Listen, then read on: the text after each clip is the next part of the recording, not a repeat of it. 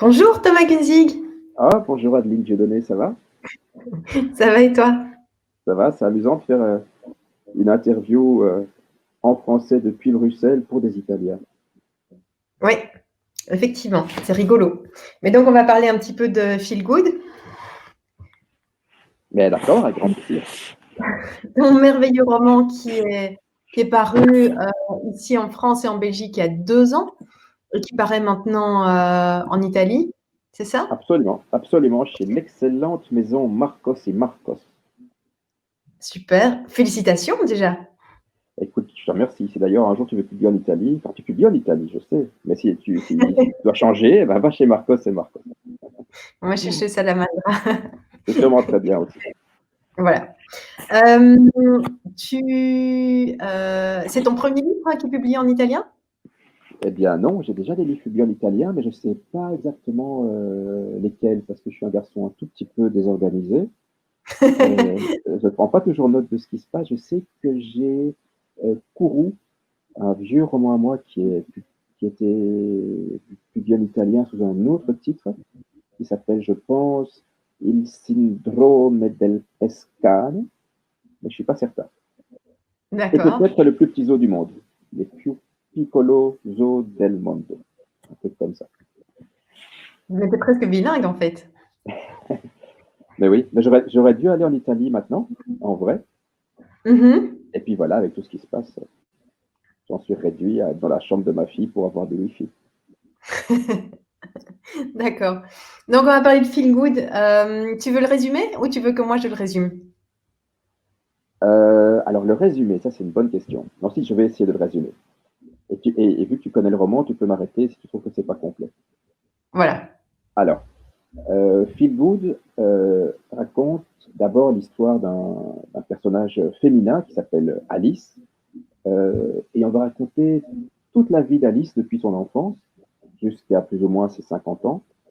Et le roman va raconter comment petit à petit, eh bien, Alice qui est issu d'une famille où on n'a pas beaucoup d'argent, va petit à petit sombrer pas vraiment dans la pauvreté, mais dans la précarité.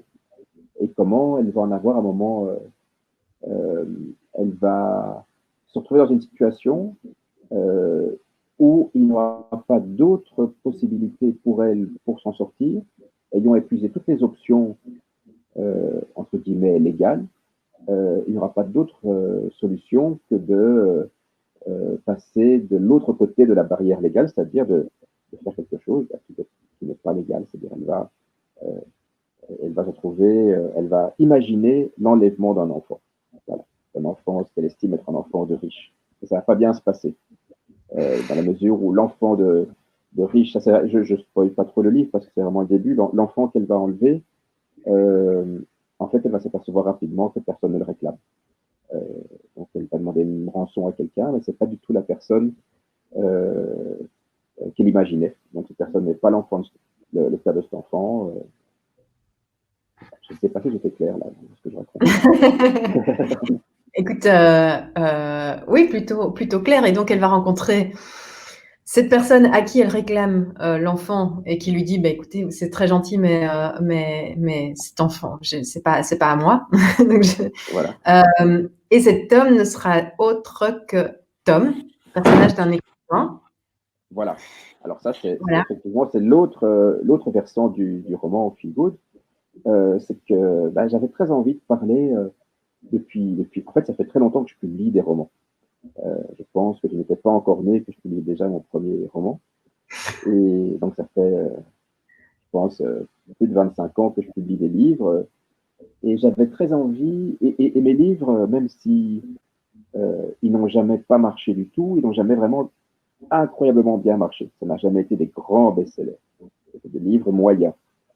Et, et j'avais envie de raconter justement l'histoire d'un écrivain moyen, c'est-à-dire un écrivain qui euh,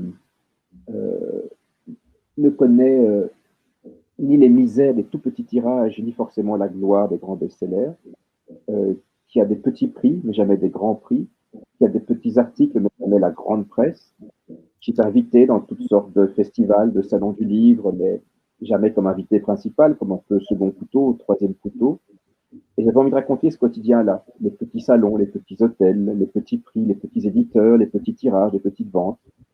Et, et ça m'apparaissait comme quelque chose de potentiellement amusant, parce qu'il y a souvent un peu un hiatus entre les grands égaux des écrivains, même des écrivains moyens, et finalement le quotidien de l'écrivain, qui n'est pas quelqu'un de très riche, qui n'est pas quelqu'un qui connaît la gloire, qui est quelqu'un qui travaille comme il peut, quelqu'un qui attend le succès qui ne vient jamais.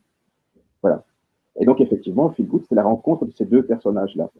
Le personnage de Alice, qui essaie de s'en sortir avec cet enfant qu'elle a enlevé, mais pas la bonne personne.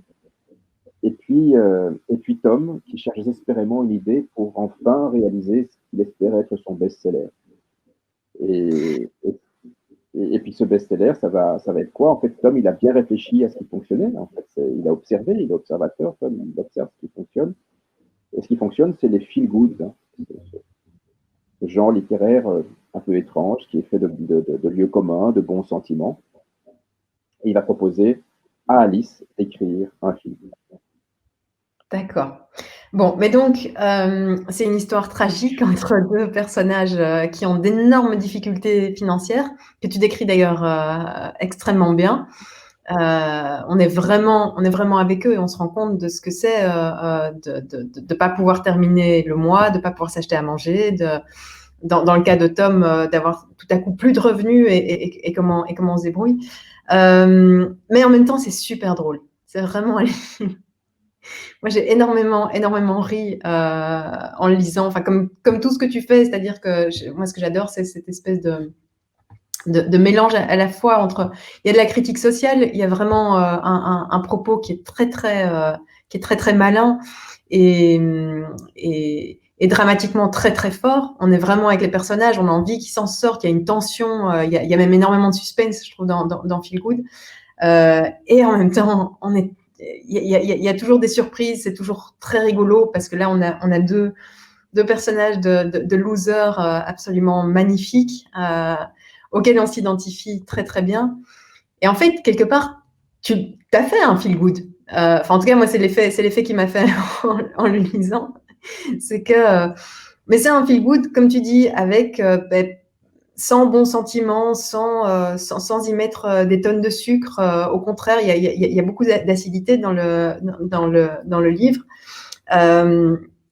Et est-ce que tu crois, parce que c'est un petit peu le postulat que tu fais dans le livre à un moment, c'est qu'ils décident de construire un best-seller, ils se disent, bon, bah, puisqu'on est, c'est l'idée d'Alice, hein, je crois d'ailleurs, de dire, puisqu'on est vraiment dans la merde, combien est-ce que ça peut rapporter un livre qui se vend beaucoup? Et Tom lui dit, bah, c'est des chiffres que j'ai jamais eus, mais voilà, un livre qui se vend vraiment bien, ça peut effectivement rapporter de l'argent.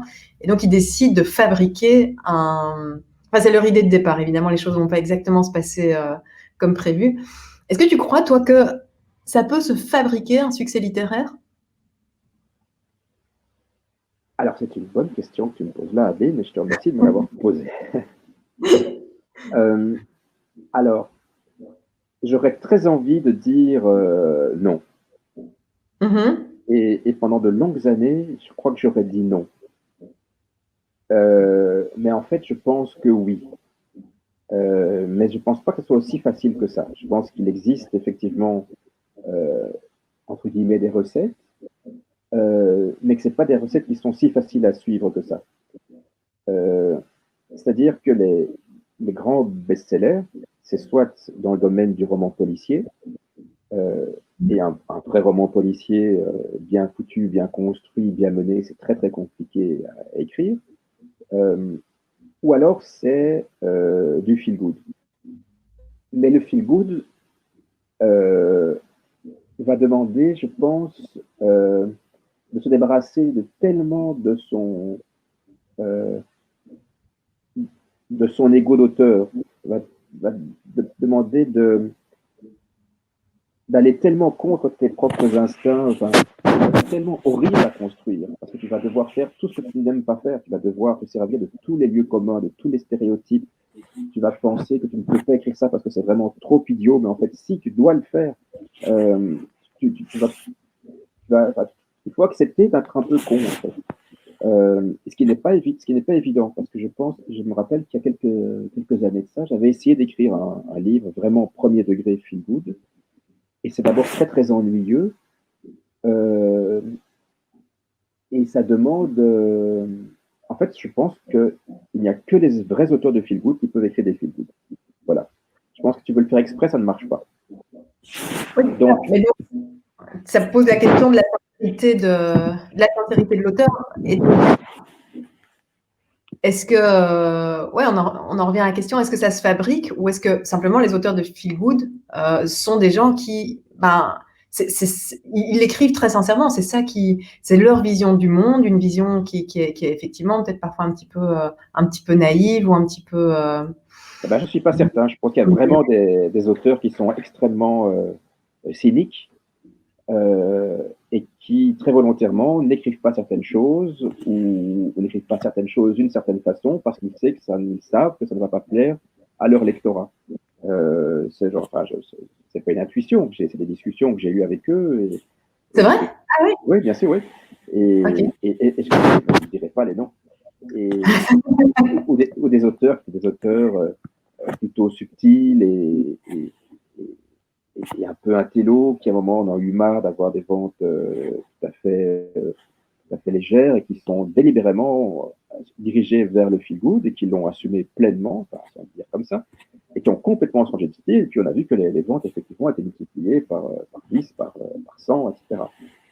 Je peux te parler hors antenne de 2 cas avérés de feel good, pas d'auteurs comme ça. Et donc je pense qu'il y a vraiment des auteurs comme ça. Maintenant, voilà, c'est pas pour ça que c'est facile à faire.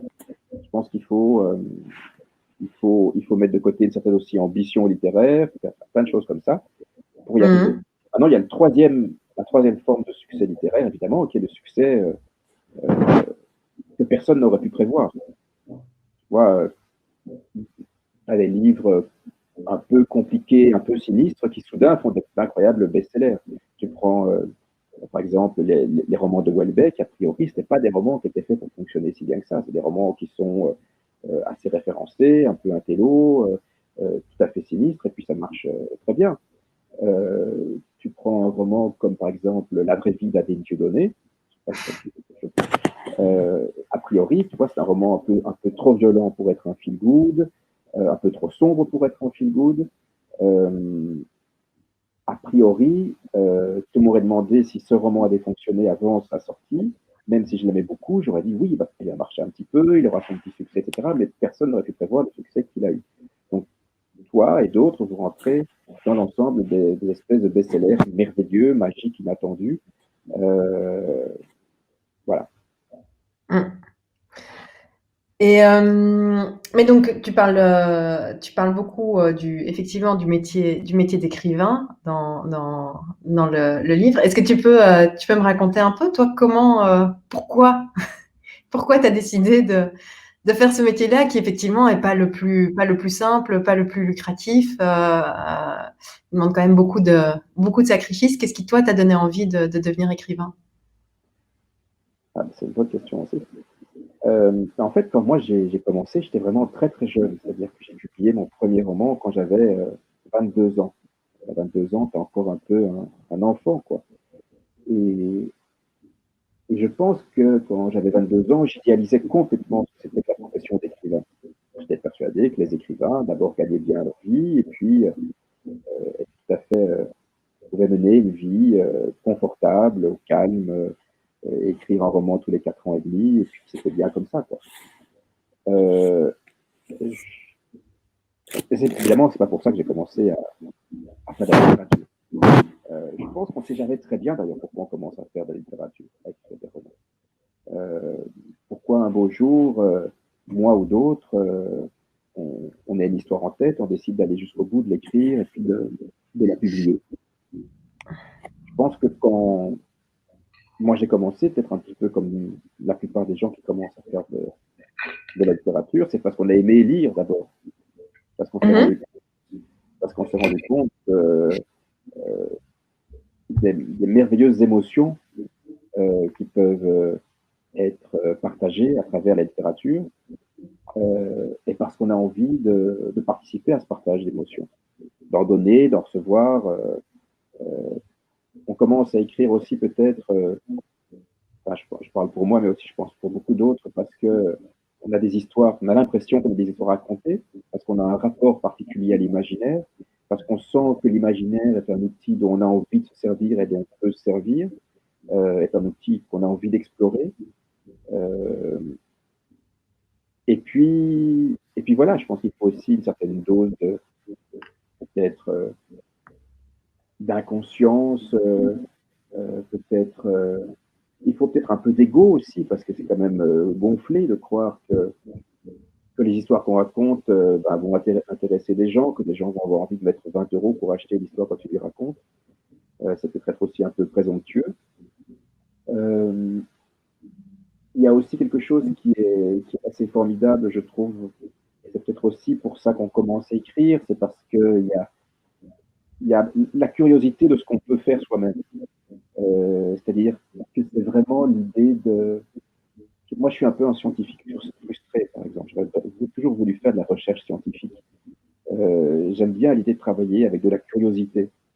Et je pense que la littérature permet de travailler avec de la curiosité, c'est-à-dire chercher des nouvelles formes, chercher de nouvelles histoires, chercher des manières de les raconter, explorer des domaines étranges et particuliers de la fiction, justement. Voilà, donc c'est peut-être tout ça qui m'a attiré.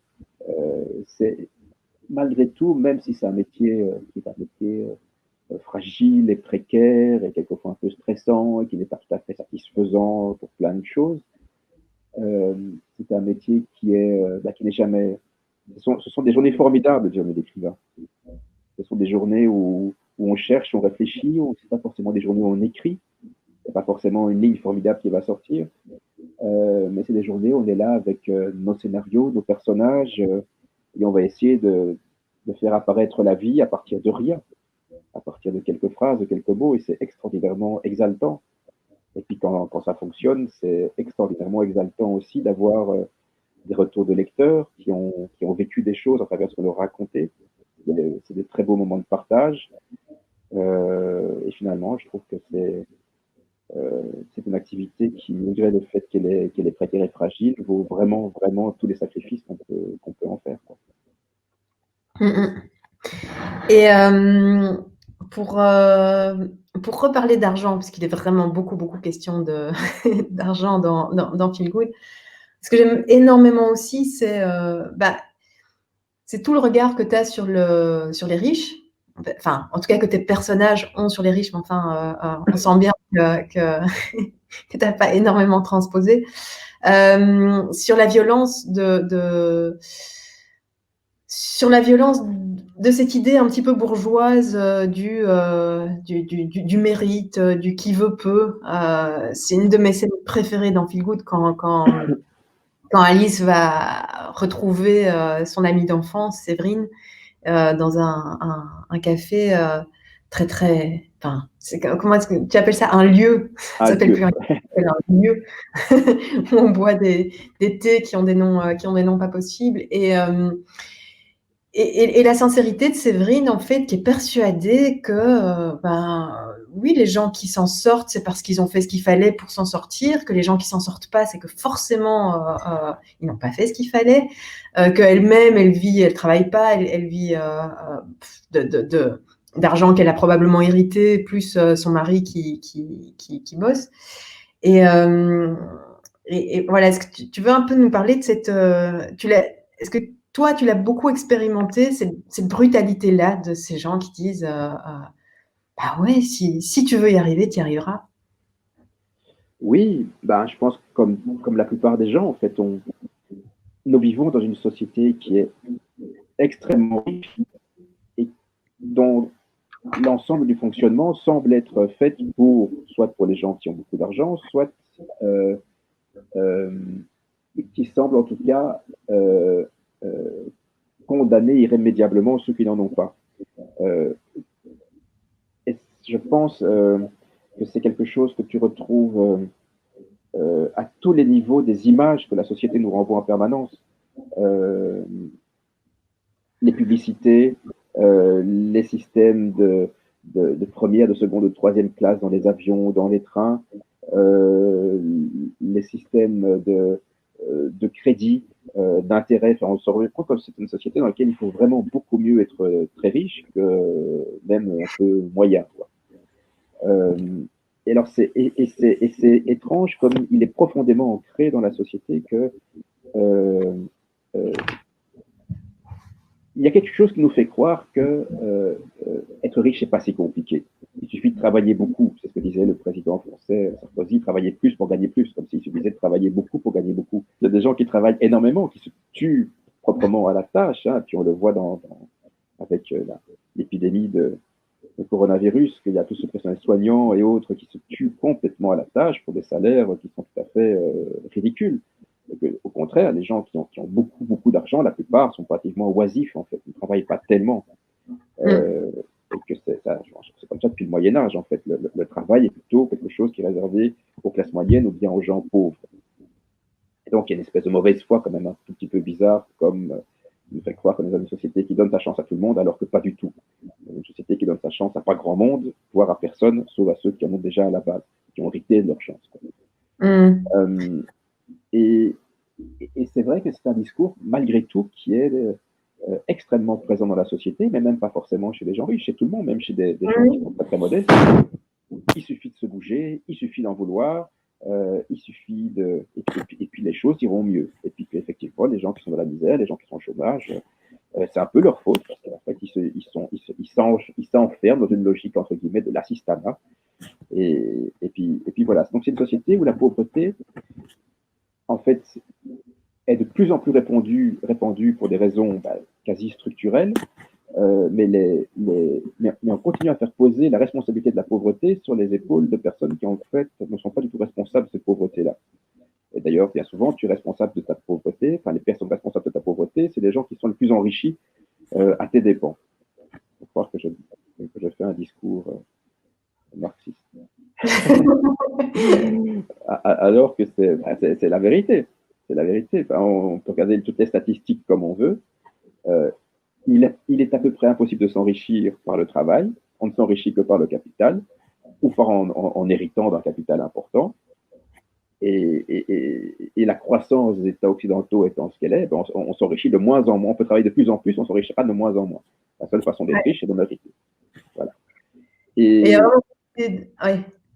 non, et puis voilà, pour revenir à ce que tu disais, il y a effectivement une espèce de. Et à la fois, je la trouve affreuse, et puis à la fois, j'y aspire moi-même, je pense, de manière presque consciente, c'est-à-dire une espèce de nonchalance de la part des gens qui ont beaucoup d'argent, une espèce de plaisir de vie. Hein, c'est une phrase qui se retrouve dans Feel Good, hein, des gens pour qui la vie est un hobby particulièrement agréable. Voilà, et puis moi, je trouve que c'est formidable, évidemment. L'occasion m'était donnée maintenant d'être riche, je dis, mais tout de suite, je prends ça, je prends cette option-là, tant pis. Voilà.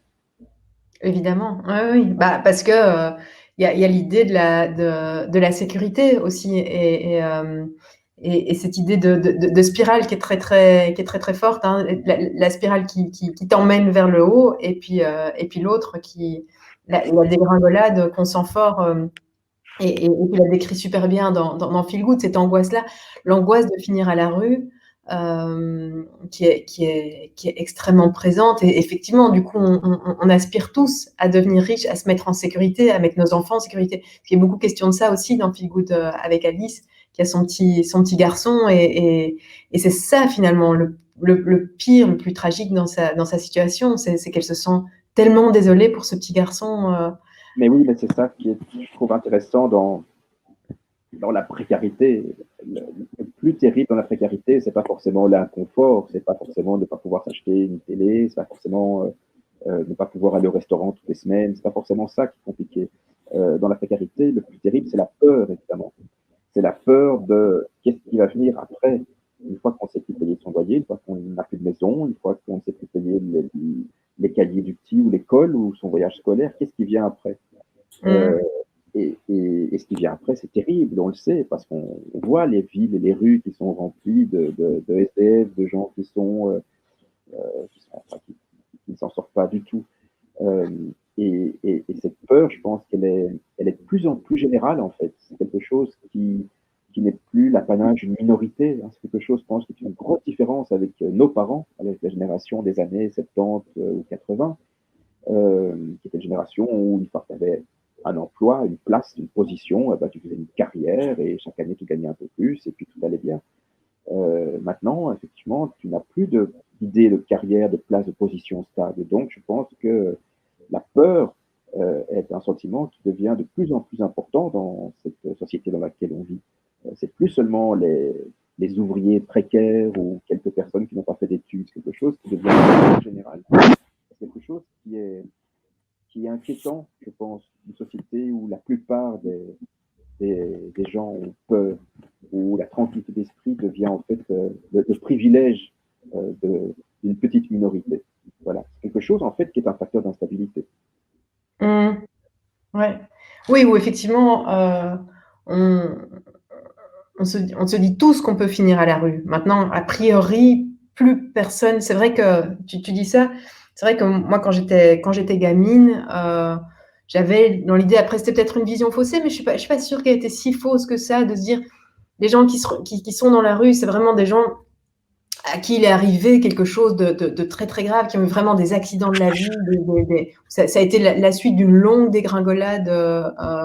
Mais alors qu'aujourd'hui, ouais, on en est tous à se dire, il suffirait de pas grand-chose, il suffit d'une maladie, il suffit d'un faux pas, il suffit Voilà. Ou comme dans le d'une... cas d'Alice, elle fait son travail, elle a 50 ans, elle n'a pas de Ouais, formation, elle n'en trouvera pas d'autres.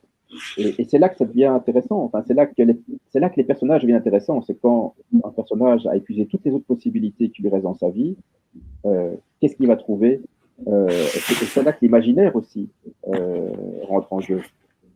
C'est que la solution que Alice et Tom dans le roman trouvent, c'est une solution qui est issue de leur imaginaire.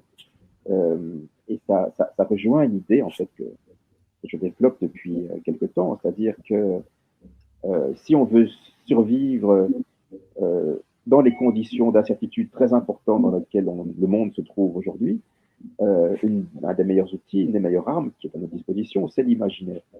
Que l'imaginaire est le plus bel outil pour les survivalistes. L'imaginaire qui nous permet, en gros, de nous adapter à toutes les circonstances les plus compliquées, voilà, s'adapter. Qui aurait pu imaginer la pandémie de Covid-19 il y a 2 ans et la mauvaise gestion de cette pandémie par ceux qui nous gouvernent, je pense, n'est pas due à un problème d'organisation, n'est pas due à un problème d'intelligence, n'est pas due à un problème de ressources, mais est due à un problème d'imaginaire. On ne savait pas imaginer, on n'a pas pu imaginer ce qui se passait. L'imagination de ces gens, de nos dirigeants, a buté complètement contre la réalité qui arrivait de Chine. On savait que c'était là. Il y a eu un refus de l'imaginaire. Et une fois que c'était là, il y a un refus de l'imaginaire pour trouver des solutions qui fonctionnent. Voilà. On s'accroche définitivement à des choses qu'on connaît et on refuse d'aller vers des choses qu'on ne connaît pas et dans lesquelles peut-être il y a des solutions intéressantes. Une autre thématique qu'on retrouve dans Feel Good et qui traverse, je trouve, tous tes romans, enfin, en tout cas, la plupart, non, c'est quand même un thème assez récurrent, je trouve, c'est cette idée du sauvage, cette idée du vivant qui disparaît dans les descriptions que tu fais, où on a les descriptions de villes comme ça, tout est très bétonné, tout est très laissé à la technologie, et où, où on sent le mec qui a envie de courir tout nu là-dedans et de repartir vers la forêt. Mais oui, mais c'est vrai que il y a peut-être aussi dans le propos du livre, peut-être un propos sur la liberté en général et sur le questionnement de comment être libre aujourd'hui. Alors effectivement, je pense que la solution la plus simple pour être libre, et ça c'est quelque chose d'horrible que je vais dire, c'est que la solution la plus simple aujourd'hui pour être libre, c'est d'avoir de l'argent. C'est la solution quand on n'a pas beaucoup d'imagination. C'est clair que quand on n'a pas beaucoup d'imagination, être libre, ça veut dire pouvoir aller où on veut, ne pas devoir travailler quand on ne peut pas travailler, lire quand on veut lire, aller marcher quand on veut aller marcher, c'est un privilège incroyable. C'est-à-dire pouvoir disposer de son temps. Disposer de son temps, c'est vraiment l'expression la plus absolue de la liberté. savoir faire ce qu'on veut de son temps. Et c'est une possibilité qui n'est a priori possible que quand on a de l'argent. Parce que si on n'a pas d'argent, il faut travailler, donc on met son temps en location pour gagner un peu d'argent, ce qui est horrible, évidemment. Euh, alors, quelquefois, j'ai cette impression, mais peut-être que tu partages aussi, je crois d'ailleurs que tu la partages aussi, qu'on vit dans un monde où les espaces naturels, qui sont les espaces de la liberté, peut-être, qui sont les espaces de l'aventure, qui sont les espaces de la découverte, qui sont pas forcément des espaces urbains, sont de plus en plus rares et, et précieux. Et c'est vrai que ben, euh, j'ai ce vieux fantasme un jour de soit d'avoir de l'argent, soit de ne plus en avoir besoin, d'être pauvre, et de vivre une sorte de retour plus ou moins clair à la nature, et, et d'habiter une cabane à la montagne avec un vieux gros chien qui me serait fidèle et qui me suivrait dans des balades comme ça. Mais c'est vrai que l'environnement urbain, euh, où, où l'idée même de nature est complètement absente, euh, euh, me déplaît en fait de plus en plus. Voilà. Et c'est peut-être pour ça que bah, c'est vrai que dans beaucoup de livres, dans celui-ci, c'est vrai, dans le précédent, La vie sauvage, dans Kourou aussi, j'ai beaucoup de personnages qui sont bah, comme enfermés dans ces environnements urbains, qui sont des environnements bah, qui n'ont plus l'air d'être faits, élaborés pour le bien-être et le bien vivre. C'est des environnements dont la logique en fait échappe même peut-être à l'entendement humain, qui semble avoir une logique qui leur est propre, mais dans lequel bah, rien n'est beau, rien n'est confortable, rien ne fonctionne très bien. Euh, il y a un film que j'aime bien comme ça, qui est le premier film de David Lynch qui s'appelle Eraserhead, dans lequel on a ce personnage qui se promène dans une espèce de ville sombre, où il n'y a que des bruits de machines, des ascenseurs qui vont trop lentement, des lumières qui ne s'allument pas, etc. Et, et quelquefois, c'est une impression que j'ai dans nos villes à nous. Voilà. Qui sont des villes qui ne sont plus des villes à taille humaine. Mais d'ailleurs, on la sent fort, hein, aussi l'influence du cinéma sur ton écriture. Ça, pareil, on la sent dans Feel Good, mais on la sent dans dans tout ce que tu fais. Et c'est ce que j'aime aussi, c'est que c'est complètement, ce que tu écris est complètement, c'est extrêmement moderne. On sent qu'il y a plus d'un siècle de cinéma derrière. Et, et ouais, c'est super important. Mais d'ailleurs, et c'est pas un hasard, tu es aussi scénariste de, de cinéma. On sent que tu as ce regard, les images en tête très très fort que tu mets en scène, et les références effectivement qui sont toujours très présentes. Mais oui, mais je pense que c'est un point commun que nous avons tous les deux d'ailleurs. C'est-à-dire que quand on aime les histoires, on aime les histoires. Que ce soit des histoires qui viennent du cinéma, que ce soit des histoires qui viennent de la bande dessinée, que ce soit des histoires qui viennent de la littérature, on aime le plaisir que ces histoires procurent à ton imaginaire, comment elles te font réagir, comment elles te font voyager. Et c'est évident qu'aujourd'hui, quand on est écrivain, je pense en général, n'importe qui a vu plus de films qu'il n'a lu de livres. On voit presque un film par jour. Qui lit un roman par jour? Presque personne. La Mm-hmm. plupart des gens, bon, en tout cas, la plupart des gens voient peut-être 3, 4 films par semaine. Tu les vois sur Netflix, tu les vois sur Amazon, tu les vois partout, les films. Et plus que jamais, on les voit, les films partout. Euh, et c'est formidable. Et je pense forcément, la façon d'envisager les histoires littéraires et l'écriture se nourrit aussi de la façon dont on raconte les histoires au cinéma.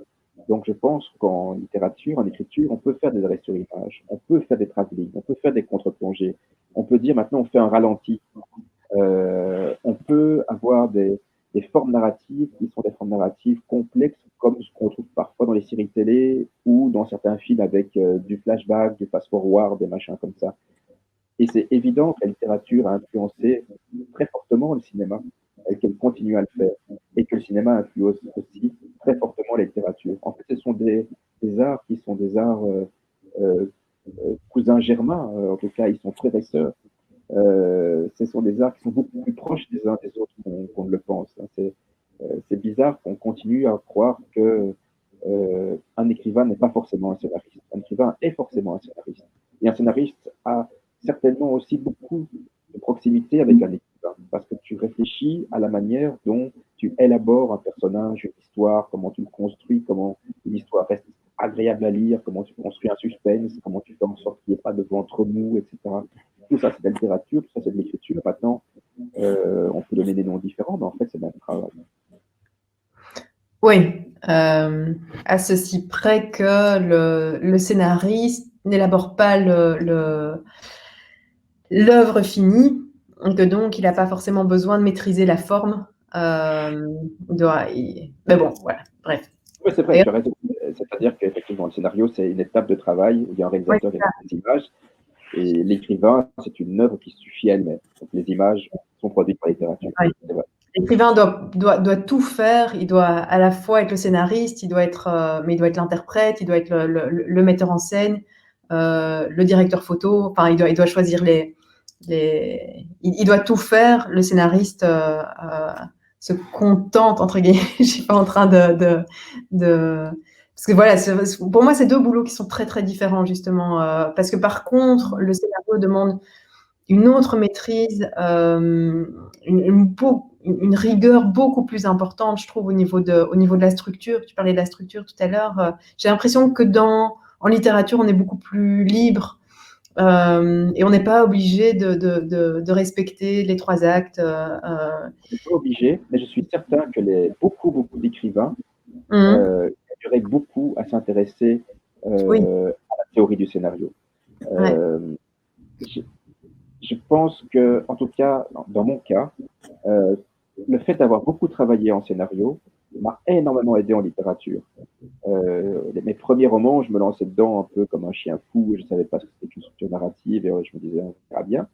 Mais je pense sincèrement que mes romans les plus récents sont mieux parce que je me suis intéressé à tout ça, et parce que j'ai travaillé là-dedans, et parce que voilà. ouais, ouais, ouais. Non, ça, je suis tout à fait d'accord. Et un dernier, il nous reste un tout petit peu de temps, pas grand-chose. Il y avait un dernier aspect que j'avais envie d'évoquer avec toi, parce que dans tout ce que tu as fait, il me semble que c'est le premier où il est autant question d'amour. Il y a beaucoup question d'argent, il y a du suspense, il y a de l'humour dans Feel Good, mais il y a aussi une vraie belle histoire d'amour. C'est quoi? C'est l'âge. Tu t'es dit, maintenant j'ai envie de faire quelque chose d'un petit peu, de raconter ça aussi. Oui, bah oui, je pense que c'est ça. Je pense que j'ai commencé, j'ai commencé presque adolescent encore à écrire. Et quand Mhm. j'étais adolescent, bah, j'étais comme un petit peu ces sales adolescents qui veulent exister un peu en choquant les gens et en montrant qu'ils sont plus méchants qu'on ne le croit, et plus cyniques, et plus sombres, etc. Et donc, les premiers romans que j'ai faits étaient des romans comme ça, un petit peu sombres, cyniques, ironiques, violents, etc.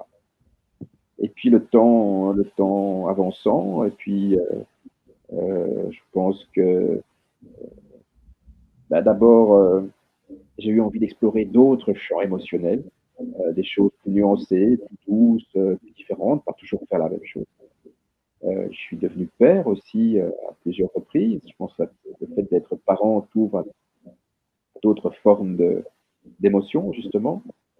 Ça t'adoucit, ça t'assagit, euh, et que c'est vrai que écrire une histoire d'amour, je l'avais un petit peu fait aussi dans La vie sauvage, mais c'était l'amour adolescent. Ici, on est dans un amour qui est plus mûr, plus mature, plus abouti. Ça m'avait toujours paru comme quelque chose de très très compliqué. Euh, et puis, vu que ça me paraissait comme quelque chose de compliqué, peut-être que j'évitais de le faire comme ça. Et puis, je sais pas, je pense que le moment était venu de devenir un grand garçon et, et d'oser me frotter à ce genre de sentiments, qui sont des sentiments en fait, à la fois très, tout à fait merveilleux, mais très très compliqués, en tout cas pour moi, euh, à mettre par écrit. Oui, et en fait, je dis une bêtise parce que si tu l'avais quand même déjà exploré, effectivement, bon, dans Encore une histoire d'amour, bien sûr, dans La vie sauvage, bien sûr, mais il y avait Encore une histoire d'amour qui, là, pour le coup, n'était pas un roman, mais une pièce de théâtre où il n'était question que de ça. Donc, c'est vrai que tu l'avais, mais Encore une histoire d'amour, il a été publié en 2017, je crois. Donc, c'est assez récent aussi. Voilà, donc c'est assez récent que je parle d'amour et je pense que le prochain roman sur lequel je travaille, il y aura aussi beaucoup de ça. Ouais. Voilà. Mais là, effectivement, je suis d'accord avec. Enfin, moi, je crois que j'en suis pas dans ma trajectoire d'auteur. Je suis moins loin que toi parce que c'est vrai que c'est extrêmement difficile et tu le fais super bien. Mais c'est très difficile parce que bah, justement, pour pas tomber dans le mièvre, dans le dégoûtant, dans le gnangnan, c'est très difficile, je trouve, de parler d'amour sans que ce soit, ouais, sans que ce soit un peu cuculapraline. Et, et, Exactement. mais voilà, mais dans Feel Good, c'est extrêmement réussi. On a envie, et tu ménages bien le suspense aussi parce que ils ont un peu de mal à se trouver quand même tous les deux, et on a envie. Et je ne dirais pas évidemment s'ils finissent par s'aimer ou pas. Allez, on va spoiler. Je laisse le lecteur, je laisse le lecteur avoir le plaisir de cette découverte. Mais donc, en tout cas, je recommande chaudement, chaudement à tous ceux qui nous écoutent et qui nous regardent la lecture de Feel Good. C'est un des plus grands romans qui m'a été donné de lire ces derniers mois. J'exagère un petit peu. Merci beaucoup, Adeline, pour tout ça. Merci à C'était toi.